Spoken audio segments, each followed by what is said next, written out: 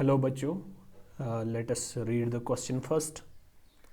We'll see the question. Okay, a compass needle of oscillation magnetometer oscillates 20 times per minute at a place P of deep angle 30 degree. The number of oscillations per minute becomes 10 at another place Q of 60 degree deep angle. The ratio of the total magnetic field at the two places BQ is to BP is. आपके पास बेटा क्या दिया गया है? आपके पास दिया गया है कि एक मैग्नेटिक नीडल है आपके पास जो क्या कर रही है, जो मैग्नेटिक फील्ड मेजर कर रही है at the 2 points on earth. तो you need to find out what the ratio of the magnetic field at the two places. तो सबसे पहले हम की कॉन्सेप्ट की बात करते हैं कि इसके पीछे की कॉन्सेप्ट क्या रहेगा. की कॉन्सेप्ट जो है, जो मेरे पास ये मैग्नेटिक नीडल है, इसने दोनों केसेस में खाली एक बात की है, that is related to frequency. तो उससे पहले अगर हम देखेंगे कि जो आपका मैग्नेटोमीटर होता है, ये मैग्नेटोमीटर क्या होता है, what is this magnetometer? It is a passive instrument that measures changes in the earth's magnetic field. Okay, so if we see we have been given a point P on the earth where हमें पता है कि एक frequency क्या है. अगर हम देखेंगे at point P, अगर पॉइंट P की बात की जाए, पॉइंट P के क्या बोल रहा है, ये बोल रहा है कि उस पॉइंट P पे जो फ्रीक्वेंसी है, F1 फ्रीक्वेंसी जो है बेटा, that is 20 times per minute. 20 times per minute दे रहा है इधर.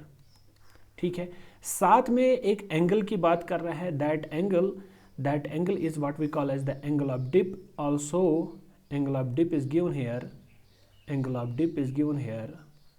We will call that angle θ1 is equal to 30 degree. Okay, this is the information given. On the other hand अगर हम देखेंगे कि हमारे पास दूसरा पॉइंट है अर्थ पे, दैट ऑसिलेशन पर मिनट बिकम्स 10. दूसरा पॉइंट है, अगर हम इधर लिखेंगे कि एट पॉइंट Q की अगर बात की जाए, तो Q पॉइंट पे क्या बोल रहा है बेटा?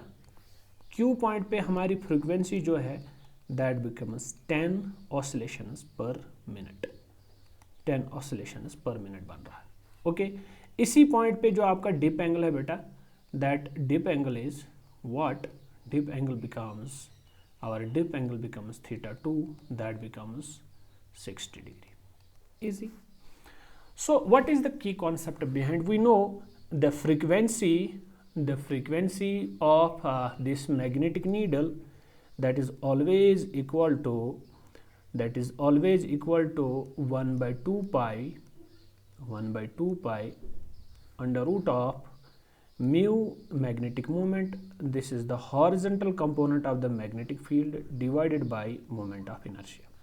This is the fundamental formula that we need to use in this very question. So if we see one more time कि जो फ्रीक्वेंसी होता है, नंबर ऑफ ऑसिलेशंस पर सेकंड जो होता है, फ्रीक्वेंसी के इस आधार पे हम यहाँ पे ये भी देख सकते हैं कि जो हमारी मैग्नेटिक नीडल ऑसिलेट कर रही है at the 2 points, this is point 1 and this is point P and point Q. What happened to the frequency? सबसे पहले आपकी फ्रीक्वेंसी 20 पर मिनट थी, 20 ऑसिलेशंस पर मिनट थी, जहाँ पे डिप एंगल आपका 30 डिग्री था. तो उसके बाद जो ये फ्रीक्वेंसी है, आपकी फ्रीक्वेंसी बन रही है अगले पॉइंट पे, Q पॉइंट पे आपकी फ्रीक्वेंसी 10 बन रही है, 10 ऑसिलेशंस पर मिनट, और थीटा आपका 60 डिग्री बन रहा है. यहाँ पे आप देख सकते हो कि पहले आपकी फ्रीक्वेंसी 20 थी, अब आपकी फ्रीक्वेंसी 10 हो रही है, यानी फ्रीक्वेंसी कम हो रही है. दूसरा पॉइंट ये है कि पहले आपका डिप एंगल 30 ही था, अब आपका डिप एंगल 60 बन रहा है. तो देखते हैं कि क्या रिलेशन इनके बीचों बीच बन जाएगी और कैसे हम इस क्वेश्चन को बहुत आसानी से सॉल्व कर सकते हैं. तो बात करेंगे एक और पॉइंट की कि जो हॉरिजॉन्टल कंपोनेंट होता है हमारा मैग्नेटिक फील्ड का, horizontal component means the magnetic field, the component of the magnetic field which it makes along the horizontal direction, that is always equal to horizontal component of magnetic field. We can write it as B original magnetic field और उसका component B cos theta, यानी उस side से जो आपका dip angle बन रहा होगा. ठीक है यहाँ पर. और जो थीटा है, थीटा की जो हमने बात की है, theta is the dip angle, theta आपका डिप एंगल होता है, थीटा आपका डिप एंगल होता है, ये होता है horizontal component of the magnetic field, और ये होता है आपका डिप एंगल, ये आपका डिप एंगल होता है, ठीक है। तो हम देखेंगे इस वाले फॉर्मूला में, अगर हम देखेंगे 2 आपका कांस्टेंट है, पाई आपका कांस्टेंट है, this magnetic movement at the 2 places, this will not change, this is also constant, movement of inertia is also constant.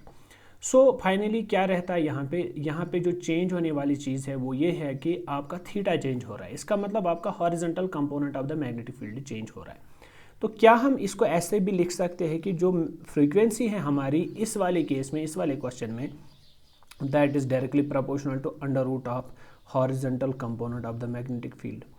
अगर हम इसको ऐसे भी लिखेंगे कि frequency is directly proportional to horizontal component of the magnetic field होता है बराबर बी कॉस थीटा। अब इसी केस को हम जनरलाइज करेंगे at 2 places on the earth, और हम अपने इस आंसर तक पहुंच जाएंगे। सो सी यहाँ पे अब हम देखेंगे कि अब हम इस क्वेश्चन को कैसे सॉल्व करेंगे। हमारे पास अगर एट पॉइंट पी की बात की जाए, at point P already information हमें पता है कि पॉइंट पी पे जो हमारी फ्रीक्वेंसी है F1 that is 20 oscillations per minute. Also जो हमारा डिप एंगल दिया गया है θ1 that is equal to 30 degree. So frequency किसके बराबर चली जाएगी, F1 is equal to 1/2 pi under root of mu magnetic moment, horizontal component of the magnetic field, this is BH divided by moment of inertia. Similarly, I can write the same scenario at point Q. At point Q frequency F2 is equal to 10 oscillations per minute. Okay, our dip angle becomes θ2 becomes 60 degree. Okay, so what will be the frequency here, this will be 1/2 pi under root of magnetic moment mu into horizontal component of the magnetic field divided by moment of inertia. This is the equation second, this will be the equation first, divide equation first by second. Okay, this will be F1 upon F2, this will be equal to 1/2 pi under root of mu horizontal component of the magnetic field divided by moment of inertia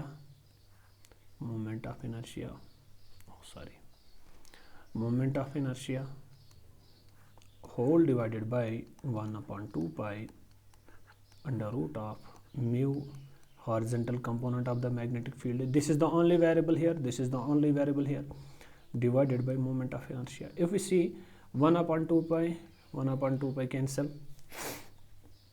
तो इस चीज़ को हम आगे बढ़ाएंगे, हम लिखेंगे कि F1 upon F2 this is equal to under root of horizontal component of the magnetic field divided by horizontal component of the magnetic field second, this is BH1 BH2, we can write as mu and mu will get cancelled, moment of inertia will get cancelled, but we know F1 is equal to 20 oscillations per minute and F2 is equal to 10 oscillations per minute.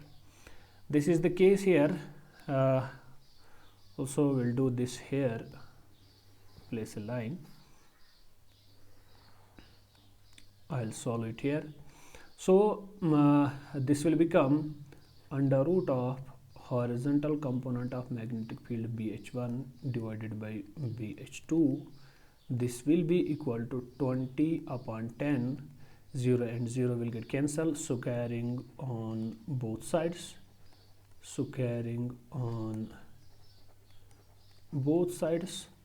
will get horizontal BH1, can I write it as B cos θ1 is equal to 2 square upon 1 square whole divided by BH2, this will be B, this is B1, this is B2 cos of θ2.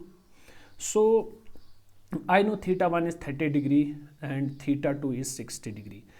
On the right hand side it becomes 4 by 1. This will be b1 upon b2. Moving to the next point, can I write it as b1 divided by b2 is equal to 4 upon 1. This is cos of theta 1, this is cos of theta 2. This will become b1 is magnetic field at point P, b2 is magnetic field at point Q. This will be 4 upon 1. This cos theta will get here, cos theta 2, this is cos theta 1. Okay, this is bp upon bq. This will be 4 upon 1. How much is the cos theta 2? Cos theta 2 is cos 60 degree. Cos theta 1 is cos 30 degree. Okay, we know cos 60 is how much? Cos of 60 degree is 1 upon 2. Also, how much is cos 30 degree? Cos 30 degree is root 3 upon 2. 2 and 2 will get cancelled here. bp upon bq. So we'll move here. bp upon bq, magnetic field at point P on earth divided by magnetic field at point Q on earth. This will become 4 upon root 3.